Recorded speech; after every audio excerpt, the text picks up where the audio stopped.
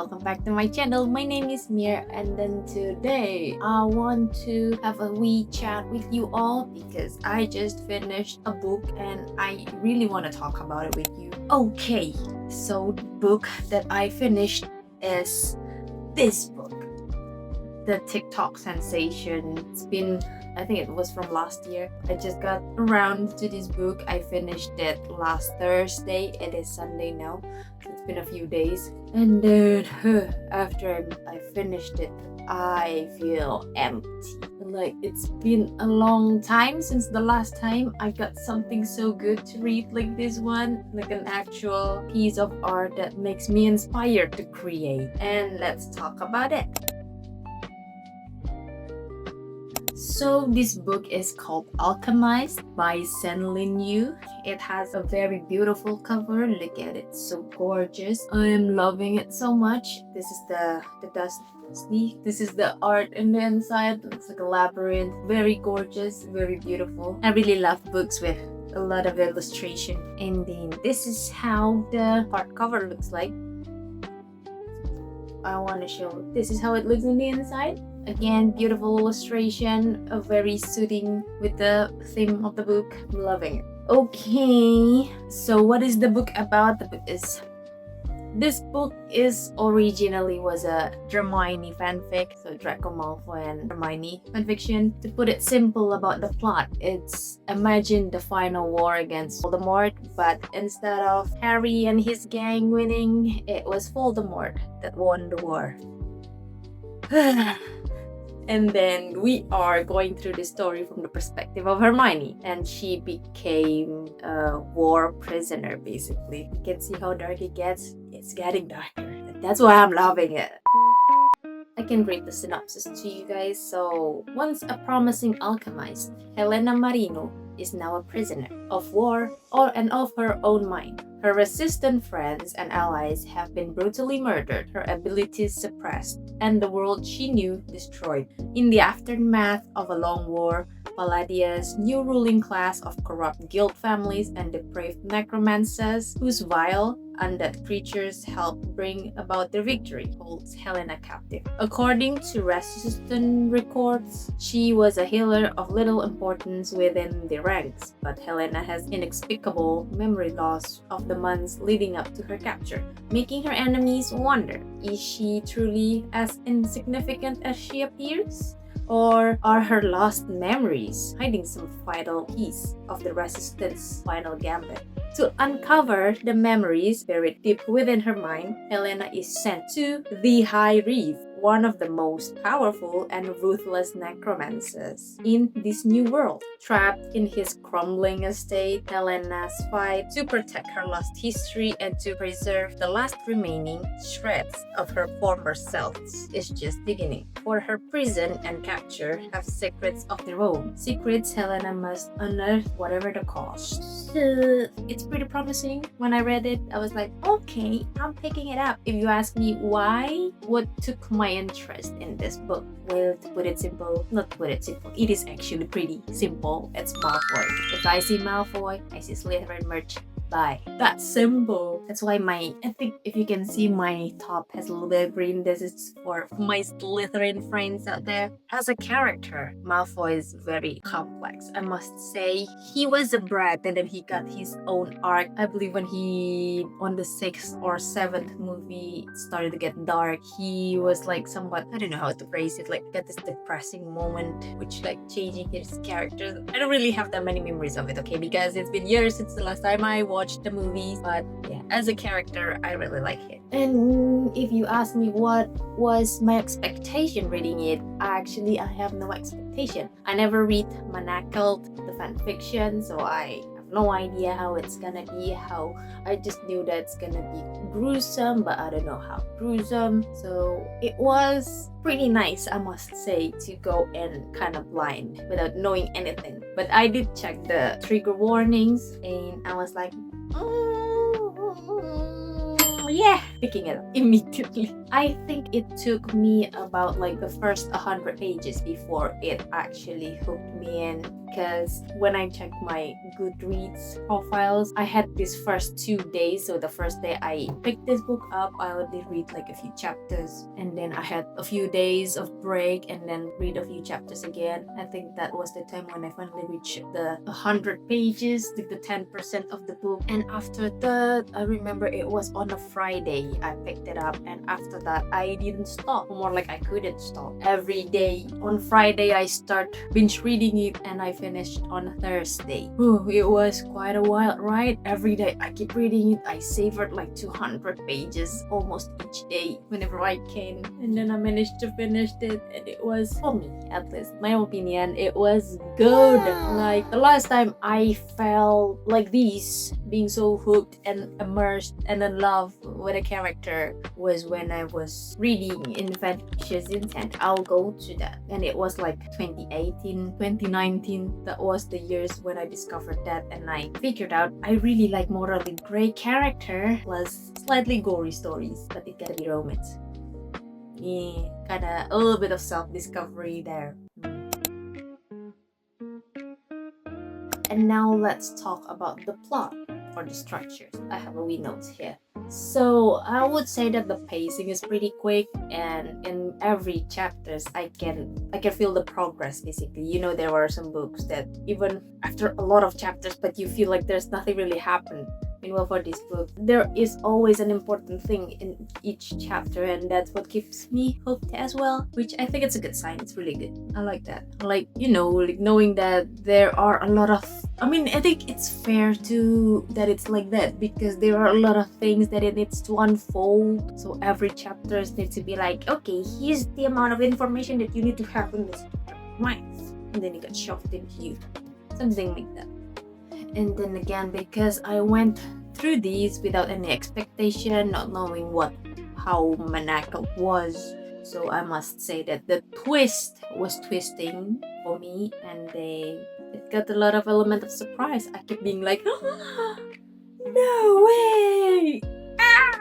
But it was good, pretty good.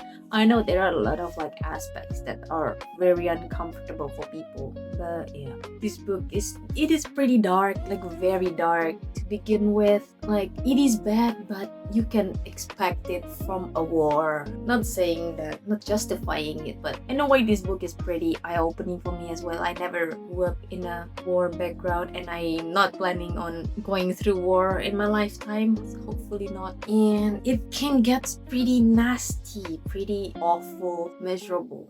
But I can say that as a book, as a piece of entertainment, this is I get enjoyment from like heavy stuff like that. Doesn't mean that the thing is good. Maybe yeah, because, and I feel like this is the first time I encountered something like this, so that's why the experience itself giving a strong impact on me, and that's why I really like this book. And then about the ending, without giving any spoiler, I would say that it's kinda unexpected. Spoiler warning, everybody. For me, somewhat, because all this time we had been hit by like tragedies, people dying, blah blah blah, war, we're losing one important character after another. They just dead basically, and then it set up some kind of expectation that this is not gonna be a smooth ending. It's gonna be a bumpy ride for these characters to achieve what they want. Basically, we now feel like how the characters are feeling. Basically, they are trying to run away, and they don't feel safe in their life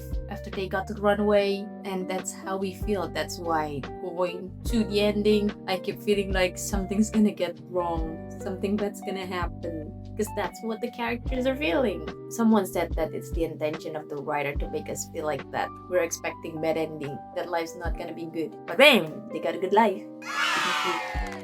Which is, I would say like I didn't expect it, but I'm happy for them that they got the life that they deserve. Yes. Also, spoiler alert, in the last scene of the book, we got this illustration. The three characters with the most sad description. It's basically said about Marino, about our Helena. They said Helena Marino left the city at the start of Palladian Civil War to study healing. She survived the war but died during imprisonment prior to liberation. She was a non-active member of the Order of the Eternal Flame and did not fight, even though we are going through her fight in 1,000 pages fights. It's like she's fighting, guy. It is pretty depressing, but I saw the manacled version of the ending and it hits different because when I saw the three of them here, I feel connection to Helena, but I don't feel any connection to Luke or Soren, especially because he just appeared a few times. He's Luke's best friend, primary paladin. When I saw the Alchemized version, which it was Ron, Harry, and Hermione, I was like, now that's there. It hits different. Like I can see why it hits the gut, that trio instead of these trio. So yeah, I understand now why people love Manako. And I'm so grateful for Manako that now I have Malcolmus. Thank you. Now I'm gonna talk about the characters. Who's my favorite character? It's gonna be Cain, of course. Cain. Him. I think it's because he's pretty much reminds me of my all-time fictional crush. Either they both are morally gray, silver hair, and also they make me angry, frustrated, scared, and yeah, absolutely terrified by their presence. But at the same time, they bring comfort and safety for our main girls in the stories. I was like, angry, but yeah, I would rather be with him than with another character. They don't feel really safe, even though this character is pretty much gonna unalive me in the split second. But yeah, those kind of feeling. And seeing these characters develop, I'm really happy, I must say. Well, that's my favorite character. And my least favorite character would be both Lucian, Luke, and Ilva Holdfast, because they are they're just pretty annoying. Not annoying, I mean, they have their own agenda, they have their own goal that they need to achieve, but at the same time, they just keep treating our main character, our Helena, like trash, like some kind of tool to achieve that goal, which is very much like, you shouldn't do that to anyone. But I guess it's a war and it's needed. I cannot. Why?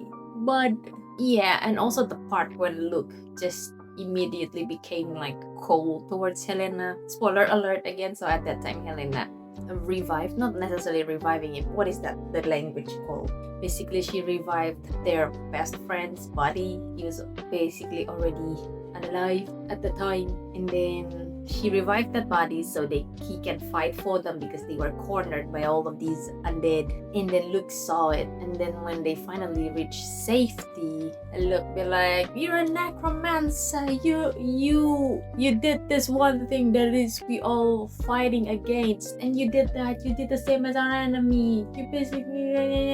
I think because their blind belief to their religion, it also frustrates me. Like, can't you see that you are all dying? You're all cornered. You're gonna lose this war. I don't know. They just keep blindly believing, which frustrates me so much. They be like, yeah, we might be cornered, but this is a test, right? And then after this, we will overcome it, and then we'll get the victory that we deserve. And I was like, and then they treat us, Helena, like we are part of the test because we suggested to. Let's just use those bodies as shield because they're basically unalive. They cannot be even more unalive by then. And they'd be like, even though they don't have any more soldiers, like the numbers are keep decreasing. People are keeping sent to the hospital, which is frustrating to see. Like, guys, gotta do it.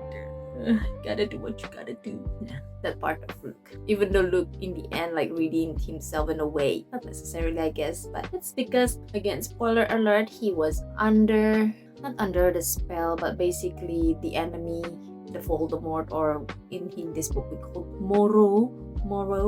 He was possessing Luke. That's why he tried to push Helena away from the actual Luke, because Helena would notice that it is not Luke. that is like living in that body. It's moral. So he pushed her away. He continued to do things with Luke's body. That's why Luke became mean. But he's not mean. He's not a mean boy. He's a soft boy. Does the book make me think differently about anything? It is. So this book makes me think differently about the war, because definitely like highlight the nightmare that war brings, which we wouldn't want to happen to anyone. So let's not start another war, guys. Other than concert ticket war, yeah, I can accept that war. Let's not do another war.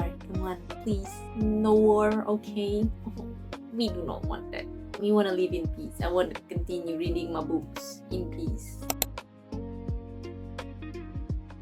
So, do I find any challenges in reading this book? Yeah, first of all, language, because English is not my first language. So, in order to understand this, I need to cross the bridge of English and then to my own language, and then like doing the stories in that language. Even though I think right now I am already in the stage where I can think in English, but still, it still requires some effort to understand. Plus, they changes few words. There are some words that I'm not familiar of that I need to look up. So yeah, a little bit hard, but it's alright. I think I still can understand the plot most of the time, so I don't have any problem with that. After I read this book, I think I'm certainly being drawn to gothic vibe romance story now. I'm looking for new titles to read. Like, give me those darkness, those kind of pain. Make me angry and frustrated. The story, please. Something like that. Because I think the story is very depressing. But it's beautiful. I'm enjoying, I'm eating it a lot. Like, yeah, good. When we talk about the emotions that you feel reading this book, I can say it's definitely bring a depression, pain, and anger. Also emotional damage. But the kind of damage that I'm addicted to, because I like something that makes me feel. Just like when I was playing this game called Nier Automata. After I finished that game, I feel lost. I questioned everything in life. I was in that stage of like just sitting with my own thoughts, feeling empty, but in a good way. That's why I was like, this is good. This is painful, but good. Okay, my overall thoughts of this book. How many stars would I give? 5 stars. Absolutely easy. Because of this book, it made me drawing again, because I thought that I don't want to draw anymore. I want to give a big rest for my drawing career. But this book made me draw, inspiring me. So easy 5 star for me. And will I recommend this to people? Absolutely, especially for my fellow girlies that love their morally gray male lead. And also if you like yandere characters, I think you would enjoy it. When will I read this again? Absolutely, but give me a few years. Maybe when I finally forget most of the plot, most of the twists, then I'll pick it up again and I'll read it again so I can get that kind of feeling of reading it the first time again. Yeah. If you like this book, I have a recommendation for you. It will be this book called Infectious Intent. This is the first book of the trilogy. They are equally depressing, giving you emotional damage, and they have the shady yandere silver-haired male character, which I really love. So when I mentioned the last time I feel really invested and inspired, it was this book, 2018 to 2019, and now it's 2026 and we have this. So it takes me like 8 years. Goodness, it's a long time for me to be able to feel like this again. Yeah, I definitely recommend it. It's not so thick. I think the first book is about like almost 500 pages, 479 or 481 pages. It's not that much. If you can finish this 1,000 pages book, you definitely can do this. Yeah, if we count the whole trilogy, I guess it will reach over 1,000 pages. But it's good, right? I can guarantee. If not, oh yeah, I wanted to say that this Infectious Intent, it was the winner of, I think it was Wattpad Reader's Choice Award. This book won on the 2018. So it is good. It is that good. And then so if you have any recommendation of dark gothic romance kind of book that I can read, feel free to comment down there in the comment section. I want to savor more. I am not done with Alchemized, but I don't think I'm not gonna jump into Monaco. So yeah, here is my rant about Alchemized. Thank you so much for listening. Just for your information, I'm not those kind of like a booktube creator that have very in-depth literature comprehension. No, I don't really put that much effort or literature thought when I'm reading. I just enjoy what I enjoy. Just a regular human being in the internet. I don't know who am I supposed to talk about this to, but it's been good. Good ride, good plot. I hope you like this video, and I hope if you want to pick this book, just read it. I recommend it. And yeah, let's enjoy this ride of pain with me. You can talk, you can write to me, I will listen, I will read in the comments. So yeah, thank you so much for watching this week's video, and then I will see you in my next video. Don't forget to like, subscribe, and comment. I'll see you guys later. Bye bye.